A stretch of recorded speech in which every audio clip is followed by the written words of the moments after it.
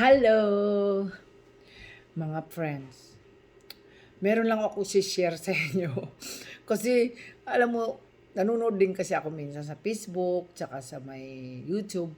Itong sa Facebook, meron ako nakikita babae dito. Naiirita lang kasi ako. Pwede ba? Ano to eh, yung ano ba yung babae na yan? Baka kasi sumikat bigla kasi siya eh. Kasi sasabihin ko, di ba? Sana naman sa atin mga Pilipina lang ano, kung mayroon tayong boyfriend ng ibang bansa, mag-act naman tayo ng parang yung ano, hard to get. You know what I mean? Tsaka kung mag-English man tayo, alam naman natin na hindi tayo marunong mag-English. Marunong naman tayo mag-English, pero yung English natin barukan. Ako, inamin ko, English ko barukan. Hindi naman ako talaga perfect, di ba? Kasi hindi man ako talagang nakaano ng college. So, anyway, kung may boyfriend kayo ng ibang bansa, eh di okay na yun. Okay naman, pero wag kayong masyadong ano, yung, alam mo ba yun, yung parang tanga na dyan sa may Facebook. Papakita mo pa yung boyfriend mo na ganyan ang ano, lumalamon, tapos siya ikaw naman nakanganga.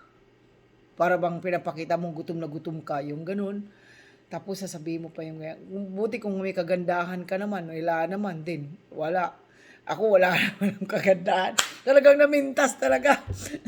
Sorry, namimintas lang ako. Ay, nagpapakatotoo lang naman ako. Siguro naman marami naman mag-agree sa sinasabi ko kung nanonood kayo sa itong taong ito. Tsaka mayroon akong tatanong sa inyo, ano ibig sabihin ng, ano yun, apam? Apam? Sinasabi nila ang boyfriend lang ay apam. Ano yung apam? Yun ang hindi ko maintindihan kung ano yung apam. Apam ba yun? Sinasabi nila, yun ang boyfriend niya. Yung apam, sinasabi niya. Tapos, tuwing kausap niya, lumalamon yung lalaki, siya naman nakagayan. Ganyan, nakaganyan siya. Para bang pinapakita niya doon sa lalaki na gutom siya. Ang mga Pilipino ay gutom na gutom, kailangan ng paglamon. Yung ganon. Ba yun? Tigilan natin ha. Diyos ko po, magpaka-Pilipina naman tayo na hard to get lalang. Yung ayusin natin na magsalita, tsaka hindi dapat gano'n na pag lumalamon yung lalaki, eh, para ka bang nagpapakita na gutom, yung gano'n. Ba yan? Kailangan mo pa ba yun ipakita sa buong mundo?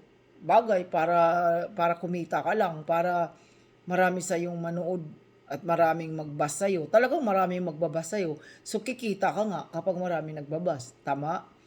Ako, okay lang sa akin, ay basa ko. Kasi yun ang sabi nila, pag binabas ka, doon ka kumikita. But that's not right. Di ba? Di man tama yun.